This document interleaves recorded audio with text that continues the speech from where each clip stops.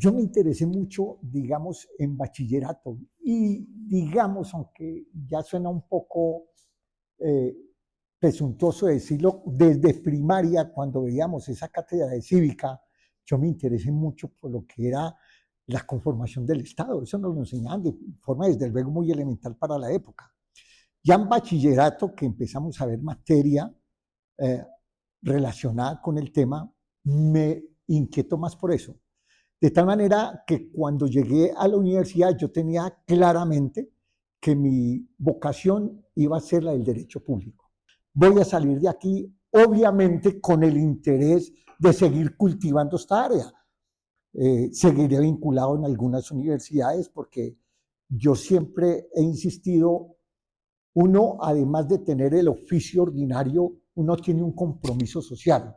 En el caso de nosotros, los magistrados y los funcionarios judiciales, es que además de cumplir con esta bella tarea de impartir justicia, tenemos un compromiso social, ciudadano, de que lo que uno ha estudiado, lo que uno ha aprendido, las experiencias que le han nutrido, también lo transmita a otras personas, a los estudiantes. Y también, por ejemplo, ese artículo La Patria, que yo conservo desde hace más de 30 años, siempre ha estado encaminado a formar ciudadanía, a formar la gente que aprenda cómo es que funciona el Estado, que aprenda cómo defenderse del Estado, que aprenda cómo pedirle al Estado y de esa manera, pues, si no hay respuesta, acuda a estos tribunales en procura de sus derechos o hacer que los funcionarios administrativos cumplan con sus funciones, con sus tareas, etc. Digamos, la jurisdicción de lo contencioso administrativa de la que he hecho parte durante la mayor parte de mi vida, lo que hace es controlar la acción o el poder de los gobernantes. Esa es la función de nosotros. Que si incumplen la norma, nosotros les anulamos los actos administrativos. Que si no están cumpliendo la norma, entonces por una acción de cumplimiento los obligamos a que cumpla con esa norma. Que hacen un nombramiento o una elección o una insubsistencia de nombramiento sin observancia de la ley, pues estamos nosotros para anular los actos administrativos y reordenar los reintegros, llegado el caso del servidor público que fue desvinculado mal. Lo de los falsos positivos, sabemos todo eso, nos ha tocado a nosotros acá y ordenar también excusas públicas de las fuerzas, de la fuerza pública de esos atropellos que han cometido. La DIAN haciendo, bueno, es que la cantidad de tareas que nosotros debemos cumplir acá, en el caso de la responsabilidad médica, los errores médicos en los hospitales, eso me dio a mí la oportunidad de escribir para La Patria 12 artículos que titulé Errores que no se tapan con tierra, esos que se hicieron públicos de los errores médicos que tampoco se justifican y generaron por ser servidores que estaban al servicio de hospitales públicos, condenas grandes para esas entidades, precisamente por errores médicos. Y yo creo que se ha ido formando una cultura para bien. Usted que bien conoce el departamento de Caldas, tenemos, y el viejo Caldas, incluso Antioquia, para no hablar de un espectro más amplio, es una justicia muy pulcra, es una justicia transparente, es una justicia blindada contra cualquier influencia. En estos 34 años y medio de Rondo, le tengo que decir que nunca recibí a ninguna persona, ni a ningún político, a sabiendas de que adoptamos decisiones políticas muchas veces, como en el caso de los procesos electorales, en el caso de ordenanzas cuando han tenido que anularse, acuerdos de consejos de Manizales y de muchos municipios, no han venido aquí ningún servidor público ni ningún particular a presionar por una decisión. Ninguno. ¿Por qué? Porque yo creo que la justicia de Caldas se ha ganado el respeto de la comunidad, se ha ganado el reconocimiento. Y a pesar de los problemas que tenemos en la justicia, hoy menos, pero siempre el de la congestión y todo eso, creo que es interesante. Algún día que el tribunal fue sometido a descongestión, abogados que venían de otras ciudades decían, sí, nos fallaron muy rápido eso, pero hubiéramos querido que se hubiera quedado el proceso en Caldas y no lo hubieran fallado. Cualquiera hubiera sido la decisión y no de esa manera como están fallando en otro lado.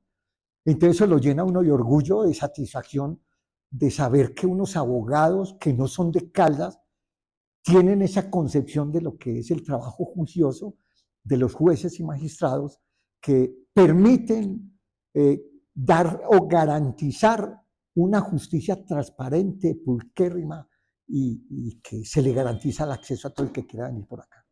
Hoy tenemos una justicia garantista, especialmente esos derechos sustantivos, pero también bajo el manto de esos derechos que no son menos importantes como el debido proceso y el derecho de defensa. A nivel de la justicia tenemos unos jueces sumamente responsables, comprometidos con la función, comprometidos con la tarea, y yo creo que es un problema del sistema. Mire, Fernando, antes de la Constitución de 1991 eran muy escasos los mecanismos judiciales que tenía la comunidad para defender sus derechos. Eran sumamente escasos. La gran bondad de la Constitución de 1991 es que fuera de establecer constitucionalmente unos derechos, dio el sistema de garantías para proteger esos derechos. Entonces, al crear más mecanismos de acción ante los jueces, se despertó la litigiosidad. Y cuando los países entran en crisis, como durante tantos años hemos tenido Colombia, hay mayor litigiosidad. Entonces, a mí me ha gustado que la gente haya aprendido a utilizar, aunque no todos esos mecanismos de defensa, todos esos recursos judiciales para defender derechos particulares, individuales, los derechos colectivos, para defender tantas cosas que a todo ciudadano tiene que ver con ella. Y eso ha creado un exceso de trabajo dentro de la justicia. Por más que queramos nosotros agilizar los procesos, tenemos o debemos interrumpirlos porque hay que solucionar el asunto de tutela, que es una cuestión que hay que resolverla en 10 días en primera instancia o en 20 días en segunda instancia. ¿Ah? Entonces, las acciones de cumplimiento son rápidas, las acciones populares ya que se volvieron un proceso ordinario porque con el espíritu del legislador, el querer del legislador de fallar una acción popular en 20 días como lo obliga la norma, eso se vuelve imposible. Entonces los abogados se preocupan mucho porque los clientes le dicen qué pasa con el proceso, creen que es la bulia, que es el desinterés del abogado, y no es eso. Porque es que de pronto sé que tiene interés y con razón en que salga su proceso rápido, y el abogado a veces cree que el proceso de él es el único que está en un tribunal y no. Y los procesos siguen siendo demorados. Hemos avanzado mucho, sobre todo ahora con la virtualidad, ahora con la inteligencia artificial, eso nos va a ayudar bastante. Yo casi que digo, ojalá no, pero yo le digo a mis compañeros, ¿qué será de este Palacio Nacional en unos años cuando la inteligencia artificial se haya impuesto y en donde eso ya esté tan bien, tan tecnificado y tan bien elaborado que serían nomás digitadores diciendo que hijo el demandado y la inteligencia artificial le saca de una vez el fallo y listo. No va a haber necesidad del juez. Piensa uno, eso va para allá. Todo esto yo creo que permite y va a permitir que la justicia cada vez siga siendo más rápida. Fernando, la virtualidad. Aquí se nos frustraban muchas audiencias porque teníamos que esperar el abogado de la costa, el de Bogotá, el de Risaralda, que en invierno había el derrumbe y todo eso. Ahora, ¿cuánta plata se está ganando el Estado en papelería? Las entidades públicas en que sus abogados no vengan hasta acá. Todo es virtual. Entonces, eso ha generado también, pero eso se difunde poco. Si la gente hiciera conciencia sobre eso, yo creo que colaboraría mucho más en comprender cómo es que se está presentando la justicia y cómo se está perfilando para un futuro muy próximo. Primero, para la comunidad, que utilice los mecanismos que el constituyente y el legislador, constituyente del 91 y el legislador, los dotó para que se defiendan defiendan y hagan respetar sus derechos. ¿De quién? No solo de los particulares, pero en lo contencioso administrativo de las autoridades públicas, que a veces se ven como sin saber qué hacer, porque el poder que tienen las autoridades administrativas es superlativo y a veces no le dan las soluciones a la gente. Pero que aprendan a utilizar esos mecanismos, entre otras cosas, Fernando, que ya en algunos de ellos no se necesita abogado.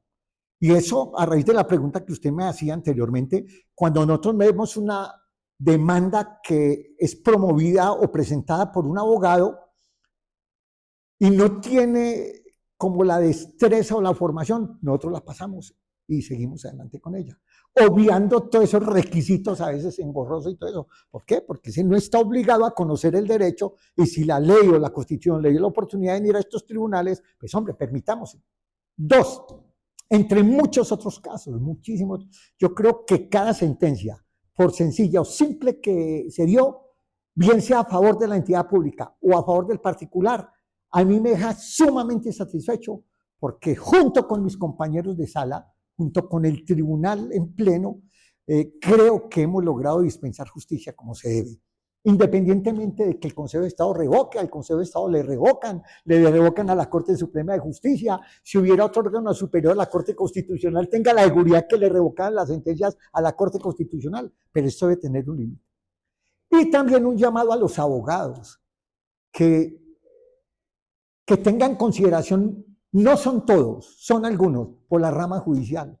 A veces interponen recursos innecesarios, unas demandas kilométricas que lo único que hacen es transcribir jurisprudencia que no tienen necesidad, en donde presentan unos alegatos de conclusión, presentan pruebas, es decir, como si cobraran era por página al cliente por la representación que van a llevar. Entonces, que tengan mayor cesantía. Y en este momento estoy escribiendo sobre eso, en la patria, la ética del abogado. ¿Cómo es el obrar de un profesional del derecho con ética para que le tengan confianza a la profesión que se ha perdido también mucho? No solo en derecho, claro, en tantas profesiones. Y también decirle a los abogados que de forma razonable desempeñen su representación, su vocería de sus clientes ante la justicia y de esta manera evitar congestionar, que si ven que una causa judicial no va a prosperar, porque esa es otra cosa, decirle con lealtad al cliente, no, esto no se puede sacar adelante. Y solamente por cobrar honorarios va y demanda para saber, no solo ocupar la justicia, sino de cierto modo engañar a su cliente para cobrarle unos honorarios y después, como muchas veces se dice, no ser el demandante o el demandado el que pierde el negocio, sino que el que se equivocó fue el juez. Es eso.